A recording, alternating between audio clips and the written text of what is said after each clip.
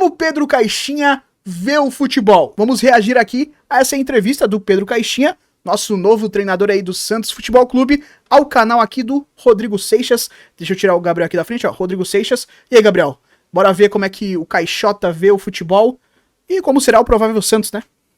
Taticamente. Sempre bom, né? Sempre bom a gente analisar, entender como que pensa o nosso treinador, né? Analisando tática no Santos Futebol Clube, já é uma coisa nova nos últimos anos, né?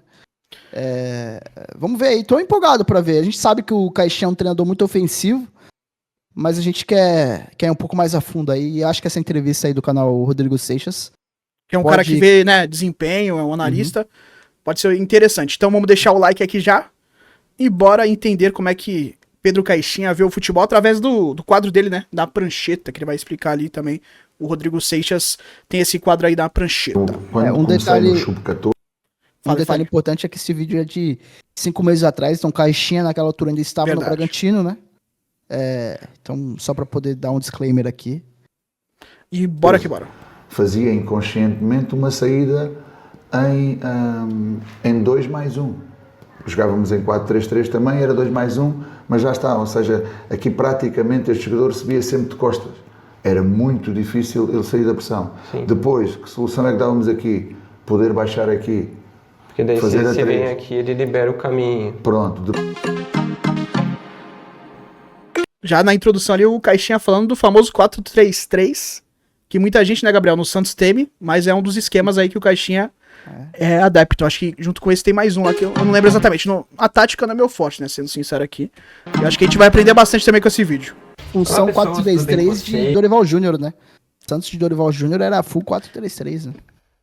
Vamos ver aí o Rodrigo Seixas. Eu sou o Rodrigo Seixas, jornalista, analista de futebol. Hoje aqui no canal a gente vai ter um vídeo um pouco diferente. Eu sou repórter do Correio de Atibaia, faço vídeos pelo jornal. E eu entrevistei o Pedro Caixinha. É uma entrevista que eu fiz com prancheta tática, então tem bastante conteúdo de tática e de futebol que eu acho que vai ser importante e interessante pra gente falar aqui. Eu fiz essa entrevista pelo Correio de Atibaia, mas eu acho que ela tem tudo a ver com o canal aqui, porque ela fala sobre futebol, sobre tática, com o treinador do Red Bull Bragantino, né? A gente usou uma prancheta tática. Vale ressaltar, né, que o Gabriel falou há 5 meses atrás, ele ainda era treinador do Bragantino, mas agora então, tá fechado com peixaço. Usa isso, como é importante isso daí no dia a dia. Então, acho que tem tudo a ver esse vídeo com o conteúdo aqui no canal. Então, sempre que tiver coisas nesse sentido, eu vou publicar no Correio, né, e também posso trazer aqui pro canal. Essa é uma delas, espero que vocês gostem, depois vocês comentem o que vocês acharam, o que vocês pensam sobre o Caixinha como treinador e essa entrevista, tá bom? E torcedor santista, tá empolgado com o Pedro Caixinha? Comenta aí também. Assistam e me digam depois o que vocês acharam aqui nos comentários. Olá pessoas, tudo bem com vocês? Eu sou o Rodrigo Seixas. Homem, Gabriel, homem. Repórter aqui do Correio de Atibaia. Eu tô aqui com... temos que salientar, hein? O homem é bonito, né? Ele tem o suco. Tem um juice, né? Ele tem um salse, né?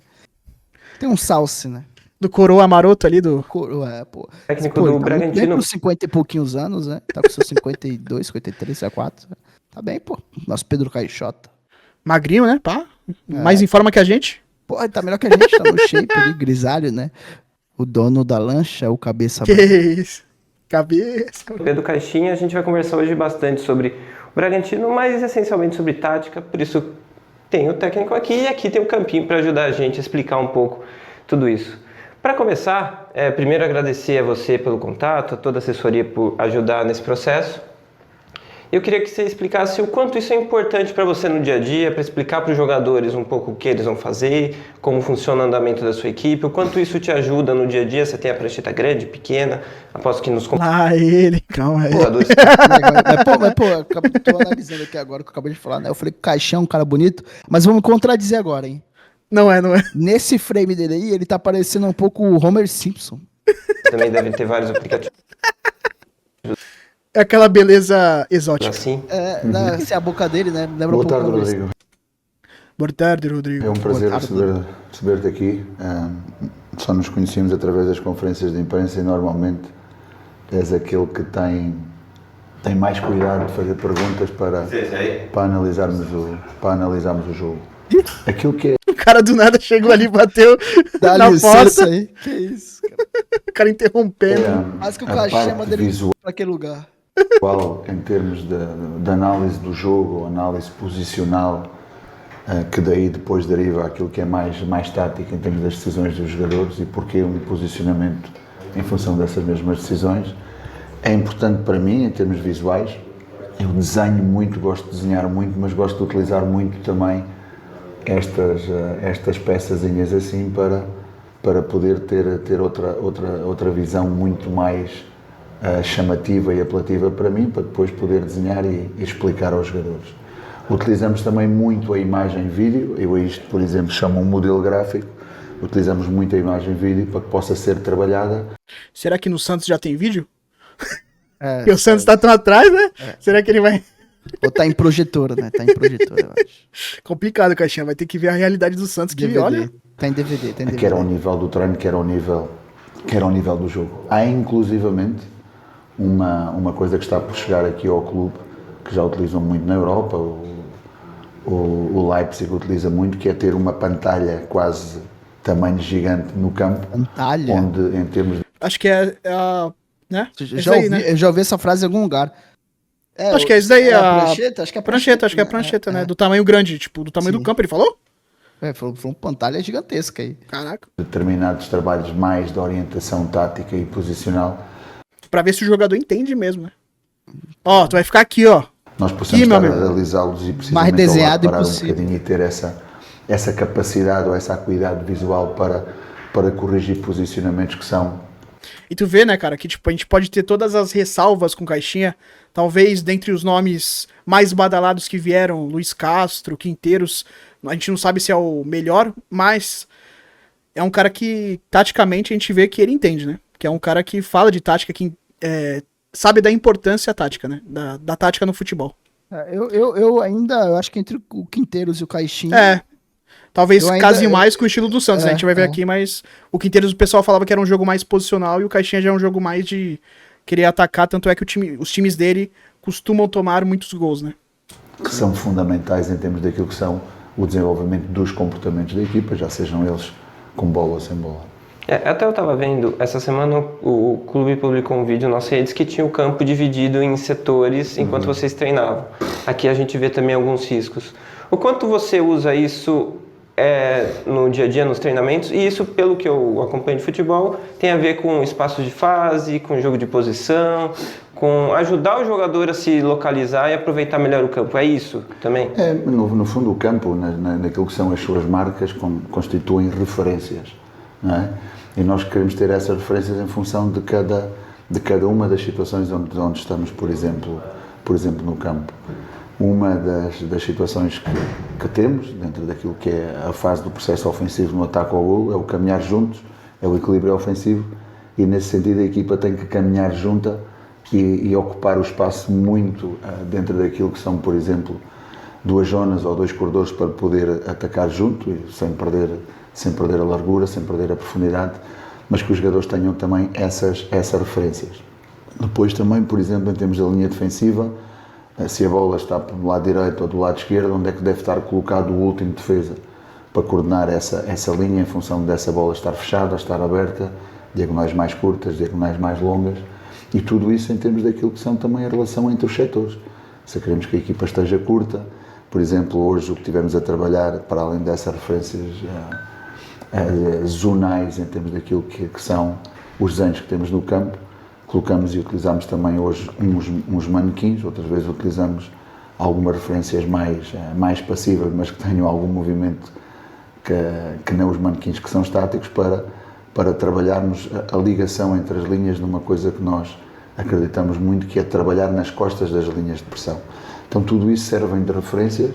E vendo aquele falar, né, a gente tem uma noção que depois do Sampaoli, e antes da gente ver o trabalho dele iniciando, eu acredito que é o técnico mais tático que o Santos vai ter, porque a gente viu nos últimos anos assim um time do Santos muito pobre taticamente, ó, que eu não sou um gênio da tática, mas a gente viu o time espaçado, a gente via um time pobre em ações, um time que não conseguia fazer tabelas, que muitas vezes estava distante um de outro, que não tinha o famoso triângulo ali, né? Então era um time, pô, tu via assim, cara, que não conseguia desenvolver o futebol e que era muito pobre taticamente, e todos os técnicos que passaram foi assim. Talvez a melhor fase do Santos foi com Bustos. E mesmo assim era um time pobre, taticamente. Por um tempo ali conseguiu fazer algo. Depois o Cuca ali. O Cuca. Mas assim, não que não tenha tática. Até tinha tática ali. Mas era muito até pobre. Dos seus treinadores ali.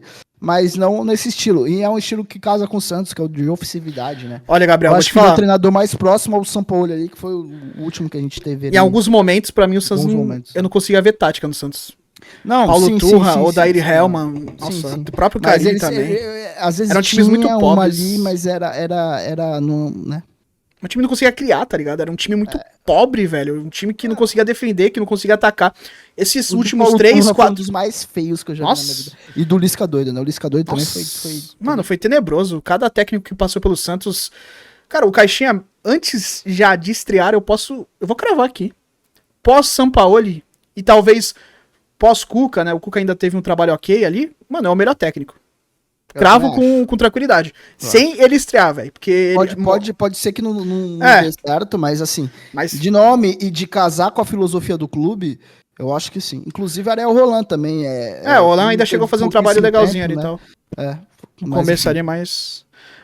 Eu acho que dá pra ter esperança com Caixinha. Muito melhor, por exemplo, que Renato Gaúcho, né? Outros nomes que estavam sendo pintados aí. Antônio Oliveira. Uma imagem muito mais fluida, tendo aquela máxima de que uma imagem vale sempre muito mais do que 1000 palavras. Não é? Uma coisa que eu vejo, principalmente nos 2 últimos jogos, nos 3 últimos, aí o Cuiabá acho que também conta, é o seu ponta vindo bastante por dentro, além do Sacha, tem os 2 meias aqui, né? Você tem o Eric, o Evangelista, o Lincoln também tem jogado aqui, e você faz um quadrado aqui no meio com esses jogadores.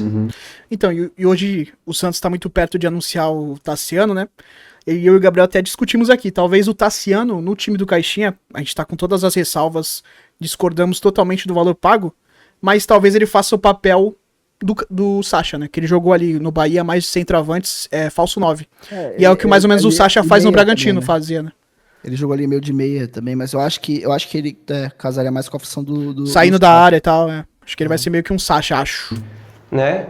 Até quando o São Paulo foi o Lincoln que fez isso daqui. Sim. E qual que é a importância de você ter esse quadrado? Para você ter uma superioridade aqui nesse setor e ter mais a posse perto da área, para aqui abrir o espaço para o Natan, aqui podendo ser o ponta ou o capixaba, dependendo do jogo.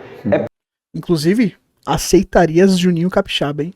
Para isso que você quer fazer esse quadrado aqui no meio e ter mais superioridade aqui antes de uma defesa 4 mais 4 aqui? É isso que você procura? Bem, o que procuramos é ter uma ligação, estamos a falar da fase ofensiva, pode ser no meio campo ofensivo, no meio campo de ataque, ou pode ser até inclusivamente no nosso meio campo. Nós dividimos este momento para lá chegarmos em 4 fases dentro daquilo que é o ataque ao golo. Primeiro, que é o tiro de meta, que para nós já constitui desde que mudou a regra, é importante ser uma questão quase tática, quase como se fosse um esquema tático em termos da forma como o adversário se posiciona. Interessante, já gostei dessa frase, hein? Porque ultimamente no Santos o tiro de meta é uma rifação de bola linda, né? E eu vi também que ele é aquele cara que não gosta de ficar toquezinho entre zagueiros. Eu vi o pessoal falando também. Ele não é aquele técnico que toca pra cá e toca pra lá. O Santos fazia muito isso. Diniz, né? Volta pra trás, aí volta o zagueiro pro outro zagueiro. Ele não gosta desse passe entre zagueiros toda hora. É saída rápida, saída pra tentar atacar, tá ligado? Estou ficando caixotizado. Que isso? Posiciona e como vamos tentar ultrapassar isso com os nossos princípios de sair a jogar. Depois temos a fase de construção.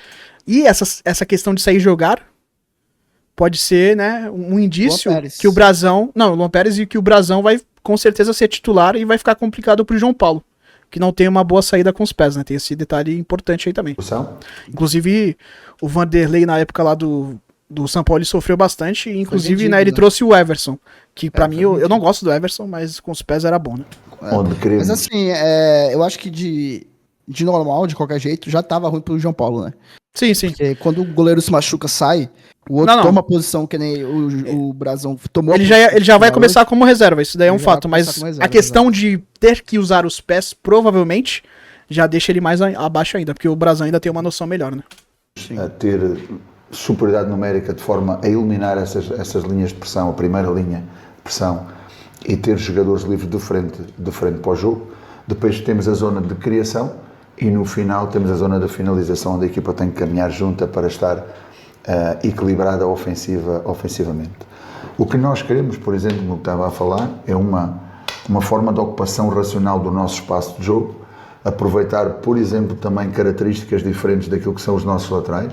O Juninho, falando do que foi, por exemplo, o último jogo, ou mesmo os jogos anteriores, colocando o Elinho aqui e o Lincoln aqui, por exemplo, e um lateral que tem uma projeção mais em largura e em profundidade. Ou seja, o Natan, estamos a trabalhá-lo também para... Que pode ser talvez ali o JP Sherman, né? Que é um cara que costuma subir mais. Sim, se ficar, né? O Santos não acaba Sim, se ficar. Mas acho que ele fica ainda, até o meio do ano pelo menos. Então eu acredito que o Caixinha utilizaria ele. O Rainer talvez até seja esse cara, né? Porque eu não gosto muito do Rainer. Não sei se ele vai ficar, né? Acho que ele não fica. Mas é um cara que sobe bastante também, né? Possa, por exemplo, mais que o Sherman, inclusive, podermos inverter isto e não ser sempre a mesma estrutura, só que tem uma lateralidade diferente em termos daquilo. É interessante ficar, tipo, trocando entre um lateral sobe, aí agora o outro mais sobe mais, né? Que são as capacidades. Isso no Santos eu acho que só conseguiria fazer com o Souza na lateral esquerda, né? Não, sim, o Escobar já é mais limitado. Por mais que no ano Escobar passado sobe, ele... né? Então, ele fez um gol lá contra o Guarani, se eu não me engano. Ele teve algumas subidas interessantes até. A questão é o cruzamento, que é meio limitado, mas acho que... E a qualidade... A questão é, o bom treinador, ele potencializa o jogador médio, né? O jogador mediano. A gente pôde ver isso com o Sampaoli e Giamota, que é muito falado, que foi um cara que foi um craque do Paulista com o Sampaoli. Então, o treinador ruim, o treinador ruim faz com que o meio campo com o Pituca e João Schmidt seja um meio campo ruim na Série B. O treinador bom, ele potencializa os bons jogadores. Então eu acredito que muitos jogadores que não estavam tão bem com o Santos, até mesmo o próprio Jair, que oscilou muito, eu acho que na mão de um bom treinador que saiba... Pô, o Jair é um cara... A gente não sabe se ele vai ficar, né? Mas vai, que ele comece ali a temporada, é um cara excepcional na saída. É um zagueiro rápido, alto. O Luan Pérez é a mesma coisa, um zagueiro que é alto, que tem uma boa saída de bola, né? Seria muito interessante não é tão rápido. O Jair, esportivamente falando, o Jair ficar pelo menos até o meio do ano, pra gente poder ver essa dupla melhor, Luan Pérez e Jair. Mas é quase impossível, né? Com a saída de bola é impossível. O Santos tá vendo o Jair aí nessa... Provavelmente, será que o Luizão será o titular? Pode ser, né? Vamos ver. Porque o Gil, a gente fala, né? Talvez ele tenha muito problema, por causa que o Caixinha é um cara que... não sei se ele vai falar aqui, mas ele marca a pressão, né? Marca com linha alta. E o Gil vai sofrer nessa Série B se ficar na linha alta, né? Na Série B não, na Série A. Capacidade dos jogadores repreendido. Para poder fazer. Está repreendido, esquece a Série B.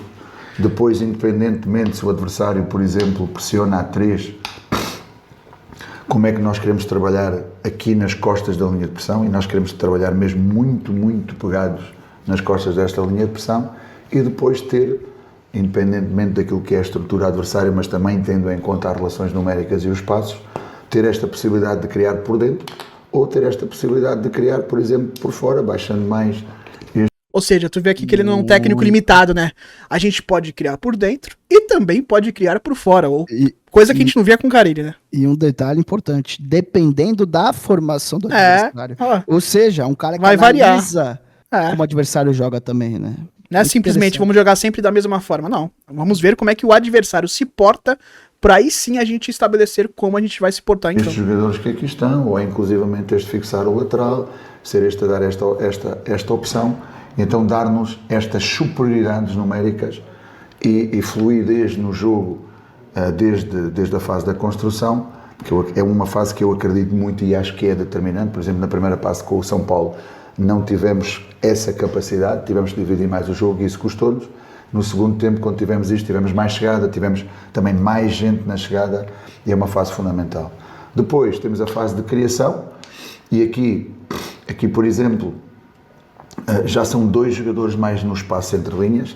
Se estes trabalham nas costas da primeira linha de pressão, então muito provavelmente há alguns jogadores, ou 1 ou 2, que possam vir pressionar aqui também, e o que se gera depois é o espaço nas costas da segunda linha de pressão.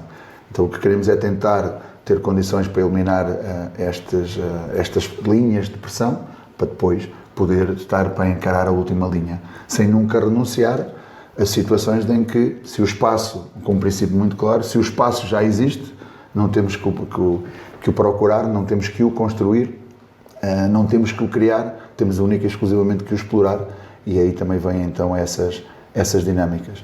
Aqui também podemos ter alguma variabilidade, onde, por exemplo, a ter a capacidade, se tivermos aqui mais 3 jogadores, então fazer uma variabilidade em fazer em vez de fazer 2-3, fazer quase um 3-2 e também criar aqui algumas dinâmicas diferentes. Por isso que eu acho que pode ser que o Tassiano realmente seja esse cara que vai acabar flutuando mais ali, tá ligado? E aí vamos ver quem vai ser esse 4 ali no caso, que é a pranchetinha que vai meio que subir. Nesta zona, entre a zona da construção e a criação, no fundo são 5 jogadores mais neste espaço central que dominam mais o jogo interior, mas sempre com a possibilidade de jogar por fora e jogar na profundidade. Uma coisa que se diz muito hoje é que o time tem que ter largura, tem que ser compacto, mas tem que ter profundidade. Se diz muito que o time tem que ter profundidade. Por que é tão importante ter profundidade e como é que você usa ela no seu jogo? Bem, a profundidade é importante dependendo daquilo, uma análise em relação àquilo que nós fazemos do adversário. Se todos os adversários contra nós nos exploram a profundidade é porque nós, em primeiro lugar, jogamos com uma linha subida, não é? Seja ela a 3, dependendo do balanço, ou a 4, se o lateral fizer o balanço aqui, normalmente é uma linha a 3. Das linhas altas, né, subindo. Sim, sim. Os zagueiros. E tu vê que ele sempre tá preocupado com o adversário, que é muito importante, né? Tipo, ele sempre tá vendo o que o adversário vai fazer. Porque sabem que o espaço que existe é nas costas. Então isso tem a ver com essa análise que se faz sobre os adversários. Já se for uma linha mais baixa, então eu estou a reduzir o espaço e aí como é que eu vou criar condições de tendo pouca profundidade, de poder atacar essa profundidade. Eu acredito que a maioria dessa análise do adversário ela é antes do jogo, né? Sim, é bem estudado já antes, bem antes. Eu acredito que seja isso. Tipo, acabou o jogo de hoje, a equipe dele já dá... Vai, por exemplo, jogou hoje, a equipe dele já tá estudando o próximo adversário, e aí quando acabou o jogo, a partir do próximo treinamento já tá totalmente jogando através de como o adversário joga. Aí, óbvio, pode ser que tenham variações, né, que às vezes o adversário também se monta de forma um pouco diferente, mas já tem todo o estudo ali também. Se for uma equipa que me der, por exemplo, espaço entre linhas, então como é que eu vou entrar nessas entrelinhas para depois explorar a profundidade. Então é sobre estas ferramentas que nós temos que trabalhar na equipa, em termos da dinâmica também, para estar preparado para quando encontramos uma equipa que nos dá o espaço nas costas, explorá-lo. Quando nos dá o espaço entre linhas, explorá-lo. Quando dá o espaço entre a primeira e a segunda linha, explorá-lo também. Mas sempre com o objetivo de explorar a profundidade. E é, uma vez mais, a mesma coisa. Se nós tivermos condições de um só passe poder eliminar todo o bloco na profundidade, nunca devemos rejeitá-lo. Então, uma outra coisa que eu vejo que a sua equipe faz muito, e tem outros times que já começam a fazer isso no Brasil, é você pensa aqui numa saída de bola adversária, seu time marca individual na saída para você tentar, eu imagino que é tirar as opções de passe, porque como você tem uma marcação individual em cada um dos jogadores, fica mais difícil. Muito isso naquela semifinal do Paulistão, né? O Bragantino marcou muito na saída do Santos, né? Era uma característica, né, desse time de marcar. Inclusive tem uns lances que os caras tiraram depois, acho que colocaram no Twitter, dele marcando pressão e ganhando bolas, né? Inclusive, assim, fazendo essa pressão ali. E é interessante, né? Dá um ânimo no torcedor quando tu vê teu time ali pressionando, querendo a todo instante ter a bola, né? Difícil você escolher qual caminho. E ainda mais conseguindo tirar a bola do adversário nesse momento tão fragilizado, né? Que não tem ninguém pra proteger. Às vezes o zagueiro acaba perdendo a bola, o teu atacante fica cara a cara com o goleiro, e aí, óbvio, o teu atacante não pode ser o Guilherme. Brincadeira. E aí tem a chance de fazer o gol. E assim, só pra fazer um disclaimerzinho aqui. Vejo o Pituca tendo uma puta temporada com caixinha, tá? Não é querendo prever nada, não, né? Pode até ser totalmente contrário, mas eu acho que nesse estilo que o Caixinha tá falando, eu vejo o Pituca uma peça fundamental. O próprio Tassiano, talvez. O Schmidt também seria muito interessante, mas é um cara que a gente sabe se vai ficar pra temporada, né? Sim, é um cara mais lento, né? Mas o Pituca, a gente sabe da intensidade do Pituca. Essa temporada não foi um bom exemplo, mas em toda a sua trajetória no Santos, mostrou sempre ser um jogador muito intenso.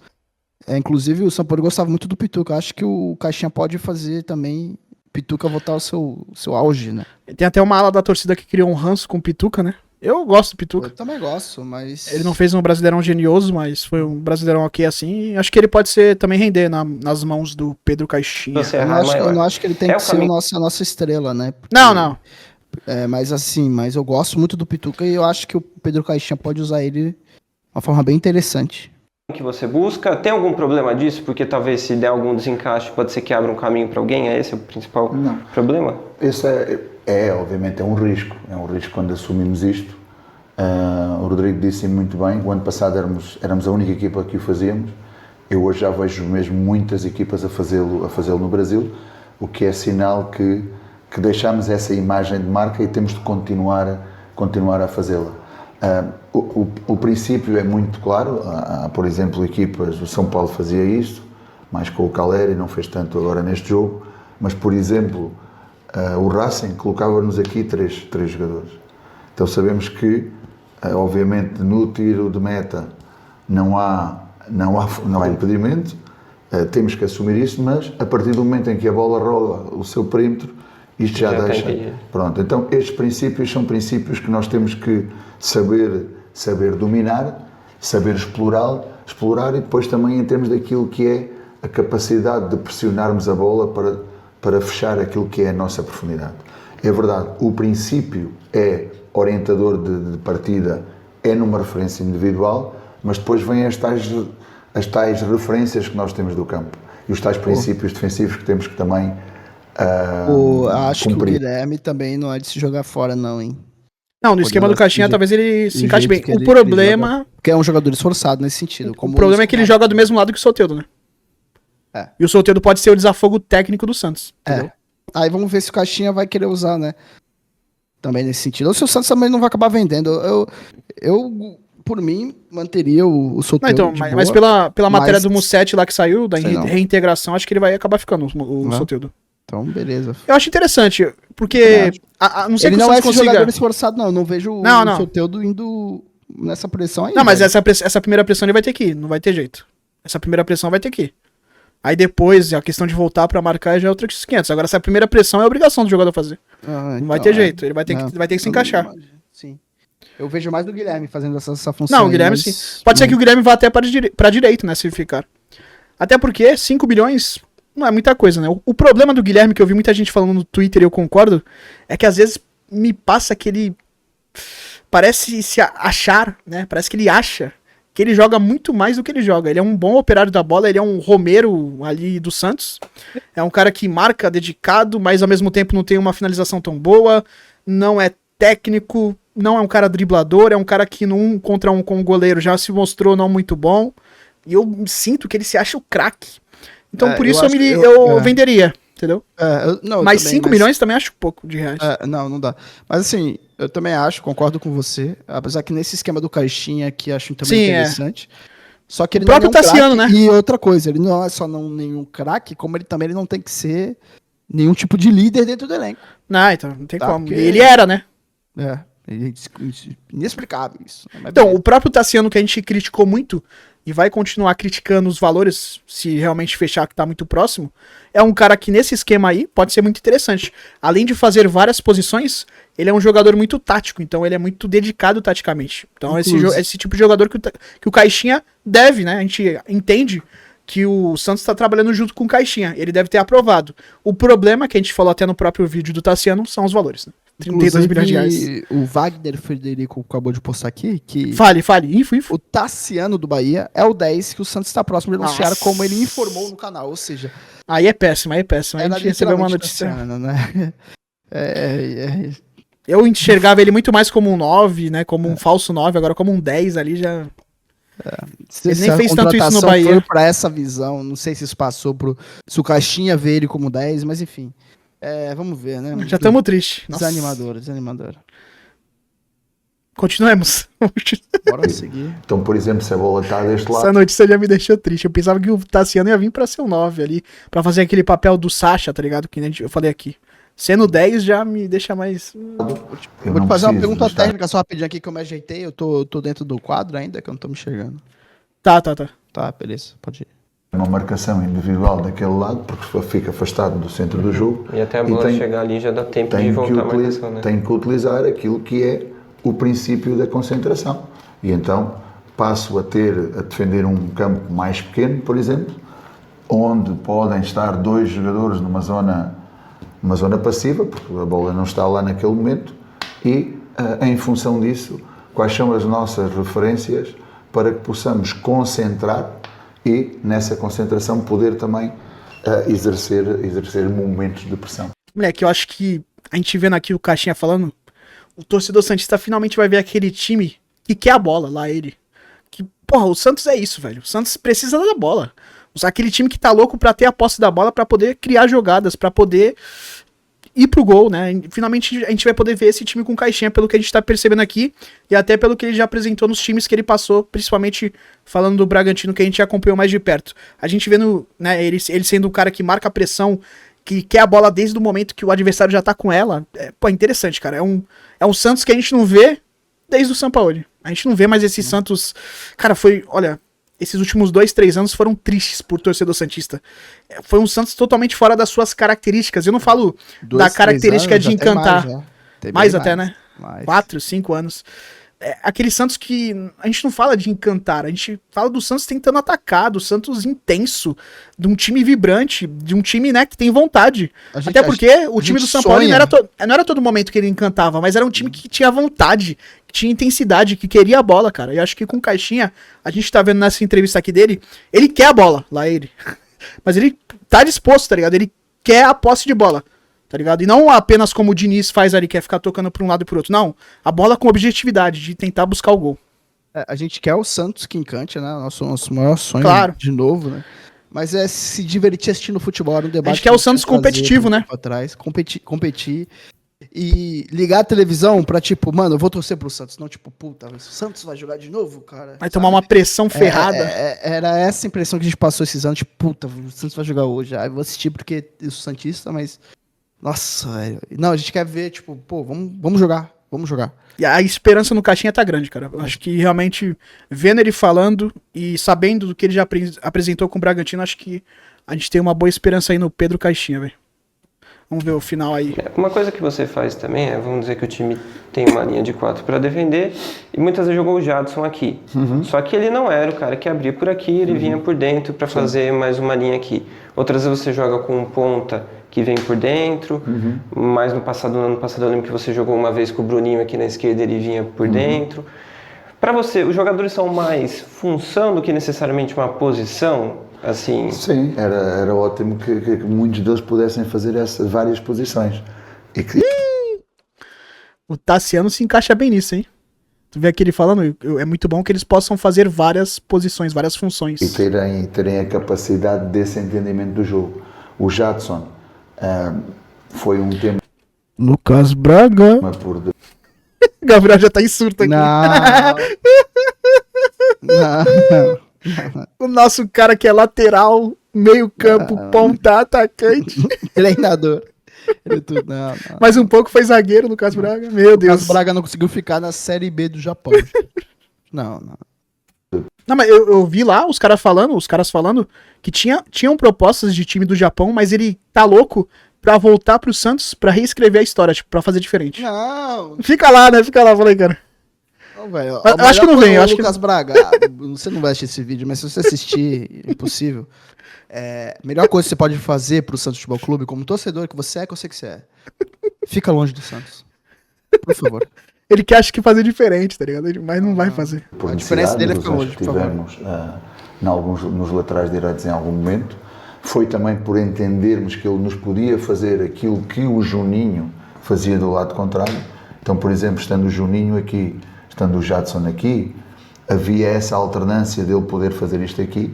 O que quer dizer que o Jadson já vinha ocupar em construção os terrenos que ele normalmente ocupa, o que me permitia que aqui, se ele era o lateral direito a vir para dentro, fosse o ponta a estar aberto. Para criar... Tu vê que o time dele tá sempre variando, né? Não é um time que fica parado, os jogadores vão variando. E talvez por isso o Tassiano seja importante. Mas por 32 milhões. Tentando justificar o Tassiano, né? As qualitativas de um para fora e permitir ter aqui jogadores. Um jogador. Eu tenho que confessar uma coisa. Aquele Maria e Coração ali tá me pegando desde o começo do vídeo, tá? É verdade, né? Tem o Maria ali do nada. Acho que o pessoal nem tá conseguindo ver aqui. Porque tá cortado aqui nessa parte. Mas o pessoal que não sabe, mais pra cima ali onde tá perto o símbolo do Bragantino, que tá na direita aqui, ó, tem um Maria escrito. De mais intensidade, de mais mobilidade, de mais diagonais, de mais ataque ao espaço, e dava características diferentes. Ao mesmo tempo. Deixa eu provar aqui, pessoal, aqui, ó. Aqui, pessoal, agora vocês estão vendo, ó. Maria Coraçãozinho, só pra não falar que a gente é maluco. Permitia também que quando o Juninho viesse aqui, esta linha pudesse mudar O time dele tá sempre variando, velho. E criar também alguma indefinição, alguma dúvida em termos daquilo que é a marcação no adversário. Eu acho que é engraçado. Sempre tentando confundir o adversário, né? Sabe o que é engraçado? O quê? Tipo, não tem nada a ver os números ali, né? Mas em teoria era pra representar os jogadores, né? O 10 e o 9 tá virando zagueiro já. Tanto que movimenta o time ali, eles já viraram zagueiro. No futebol atual, toda a gente consegue marcar se forem em termos de encaixes. Acho que é fácil. Por exemplo, ter referências de encaixe em cada uma das linhas. Eu acho que o mais difícil é quando existe mobilidade e trocas posicionais para levar o adversário a perder essas mesmas referências e encontrar depois os passos. Então, esta também foi em determinado momento e em Por isso que o time dele tá se movendo muito, pra tentar sempre confundir o adversário da forma como joga e pra que eles não consigam fazer, né, a mesma coisa que ele tá fazendo, que é a questão de pressão. Claro, é verdade. Quando o Jadson jogava na lateral direita, a dinâmica que encontramos em termos da construção, sem perder aquela relação do 3+2 ou, eventualmente, também em alguns momentos, a possibilidade de passar num 2+3. Quando você volta aqui para um 2, 3 e 5, se você olhar, sei lá, Eurocopa, qualquer competição, você vê que muitos times fazem isso hoje, é hábito, nem todos com as mesmas propostas, mas na mesma estrutura. O quanto você assiste outros times e, não vou dizer que rouba as ideias, mas o quanto você... Interessante essa pergunta aqui, hein? Quero ver, tô curioso, hein, Caixinha? Muito bom e futebol, então. Esse menino aí. Ele o Rodrigo, né? Interessante, sim. Vamos ver, interessante, porque eu acredito que o Caixinha seja um cara que tá de olho na Europa, e a Europa sempre tá uns 5 passos à frente do Brasil. Na verdade, dos treinadores brasileiros tá uns 10 passos à frente, né? Ou mais. Procura adaptar algumas ideias do que você observa para sua equipe, e se tem algum exemplo que você poderia dizer? Não tenho muito tempo de ver futebol. Aí me deixou triste, Caixinha. Poxa, olha o Caixinha. Esperava que você... Pô, Guardiola, eu assisto muito Guardiola. Gosto muito do sítio dele. O europeu praticamente já está a acabar. Eu vi dos jogos de Portugal, foi aqueles que procurei assistir um bocadinho mais. O próprio Sampaoli, né, que era viciado. Eu vi meia parte de cada um deles, inclusivamente até o último contra. É que realmente é entendível, né? Porque é difícil o cara... Ele tá preocupado com o time dele. E aí ele parar pra ver outro time é mais complicado ainda. Né? Mas eu acho importante. Também acho. O cara tem que viver o futebol, né? O cara tem que estar ali. Me deixou um pouquinho triste essa parte. Contra a França. Mas isso não quer dizer muita coisa. Por isso não tenho muito tempo de ver futebol com este calendário. Sincero também, tá? Ele falou. Com esse calendário eu não tenho tempo de ficar vendo futebol. Eu tô preocupado no meu time, na tática do meu time, né? E tô ali trabalhando. Com esta densidade, com estas viagens, com tudo isso. Realmente, é uma loucura, né? Tem esse ponto. Tudo bem que é só ligar ali, né, o celularzinho pra... Mas é que, pô, querendo ou não, pra poder trabalhar... Ele falou agora como se ele dirigisse nas viagens. Não, então, é que pra poder analisar, né, eu acredito que ele tem que estar mais focado ali, né, isso que ele quis, né, tipo... Com certeza. Porque, se for pra ele ver, ele tem que ver com uma análise já tática, né, então ele tem que estar ali, fazer um momento, né, não é que nem um torcedor que vê ali e assiste. Eu acho que seria importante, tá? Mas também cada um faz o que quer no seu tempo livre também, né? Sim. É esse detalhe, mas eu acho importante. Até porque, né, pra sobrar taticamente aqui no Brasil não precisa de muito, né? Os portugueses vieram aqui e fizeram o que fizeram, né, com os brasileiros. Inclusive, os 4 times de São Paulo estão com técnicos estrangeiros. Interessante. Ontem ainda estava o Colômbia e o Uruguai, eu saí daqui às 8h30 da noite, eu cheguei a casa e só quis descansar para estar hoje aqui outra vez. É complicado. Eu te entendo. 5h30 da manhã. Que é isso, professor? Cheguei a casa e só quis descansar para estar hoje aqui outra vez às 5h30 da manhã. Que isso, o homem é trabalho. Aqui é trabalho. Outra coisa, hein? No Santos tinha muita coisinha de treininho até meio-dia, 1h, né? Meio período. Vamos dar meio período pros nossos guerreiros depois de perder em casa pro CRB, sei lá, qualquer outro jogo. Aqui com o Pedro Caixinha vai ser diferente. Inclusive, por isso, né? Que os trabalhos dele, no segundo ano, já costumam, né? O pessoal já não tá muito ali. E o Sampaoli é muito disso também, né? Porque o cara cobra muito, velho. O cara, a gente pode esperar disso dele. Ele vai cobrar os jogadores. Pode ser que isso acabe, né? Puxando a linha demais. Mas aí cabe a direção ver e falar: esse jogador aqui, tchau. Então, tchau. Se o projeto estiver sendo bem feito, né? Porque ele é um cara que realmente cobra. É um cara intenso. E pode ver que a função certa é que é do treinador, é cobrar o jogador. Sim. Você que ser jogador de futebol, você tem que se dar o máximo, cara. Você recebe muito bem pra isso. Inclusive, é um dos pontos, né, que talvez o Guardiola também esteja desgastado lá no City. Porque ele é um cara assim também, ele cobra muito dos jogadores. Não comparando o Caixinha com o Guardiola, né? Porque tem uma diferença muito grande.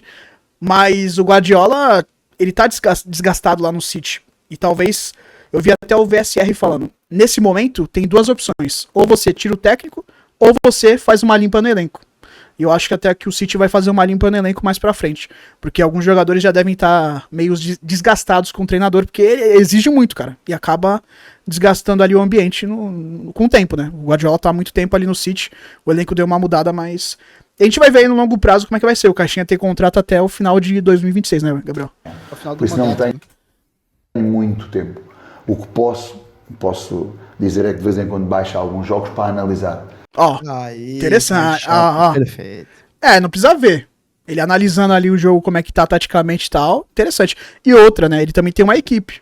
Às vezes ele não tá vendo, mas a equipe tá vendo e passa pra ele. Sim. É interessante também. O auxiliar tá fazendo o quê? Coçando o saco? Pô. Mas analisar modelos superiores de rendimento. Ou seja, alguns jogos específicos tenho a curiosidade em ver como é que as equipas jogam, ou aquelas que, de uma maneira muito regular, o City... Aí sim, Caixinha. Falou que... Agora não é muito bom analisar o City. o Leverkusen no ano passado, o Atalanta, que tem... Ó, mas ele tá inteirado, né? Ele tá sabendo o que tá acontecendo, né? Ele tá... Calma aí, então também a gente fez uma análise errada dele aqui. Ele falou que não vê os jogos 100%. Mas ele tá sabendo o que tá acontecendo no futebol, né? Então também já é outra impressão que a gente tem dele aqui. O cara tá ligado ali no que tá acontecendo. Tem alguns Ele sabe que o Leverkusen foi bem, que a Atalanta tava bem, que o City também tava bem. princípios e comportamentos Agora já não tá tão... nestas referências. A marcação de saída de bola é bem parecida. Inicialmente também muito o Leipzig e o Salzburg e o próprio New York para saber as dinâmicas que tínhamos por aí. É que são os times Mas do... são os times do Red Bull. muitos O cara daquilo tá que- analisando New York e Red Bull. Aí lembrei que ele era... tem a ver com o pensamento do jogo. Eu, quando comecei no Sub-14, fazia inconscientemente uma saída em 2+1. Jogávamos em 4-3-3 também, era 2+1, mas já está. Ou seja, aqui praticamente este jogador recebia sempre de costas. Era muito difícil ele sair da pressão. Sim. Depois, que solução é que dávamos aqui? Poder baixar aqui. Porque daí se Fazer a você vem três. aqui, ele libera o caminho. Pronto, depois fazer aquilo que nós chamamos o carrossel, ok? O meia baixa aqui, sobe o lateral e este vem por dentro.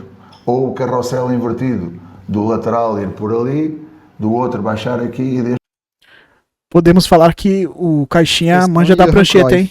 Mano, Cara, o cara, ó, tem que fazer até um Questão de takezinho do Johan Santos, hein? Cruyff. Ele mexendo aqui nas posições ali, tem que fazer um takezinho desse pro Santos. Depois do Santos ganhar um jogo, fazendo ali o Pedro Caixinha mexendo em cada Estar posição. um bocadinho mais aberto. Então começámos a criar estas dinâmicas que eram interessantes e a equipa também pode utilizá-las em determinados momentos, deste jogador baixar aqui ou subir ali nas costas, por exemplo, desta pressão.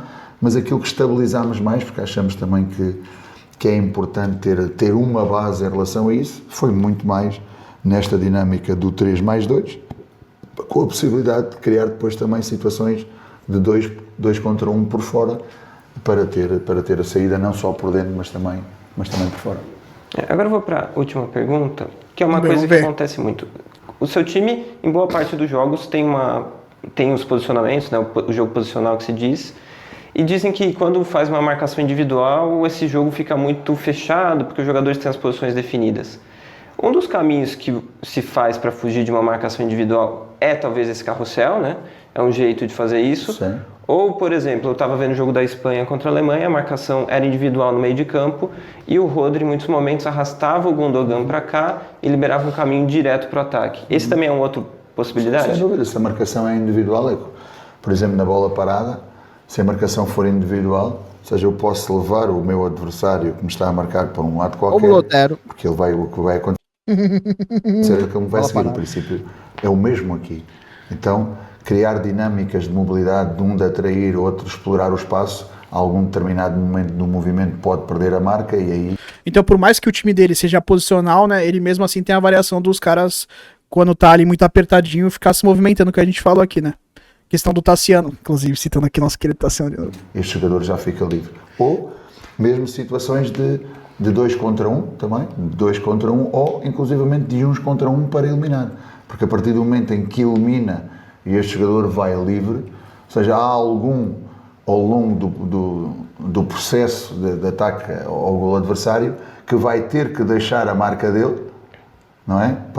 Para sair no portador da bola, onde ele está, e aí, pronto, depois eu posso começar a criar superioridades numéricas. Mas sim, a mobilidade, situações de combinações diretas, 2 contra 1, ou situações individuais de eliminar a minha marca direta e procurar atrair aquilo que é a marca de um companheiro para poder criar superioridades numéricas.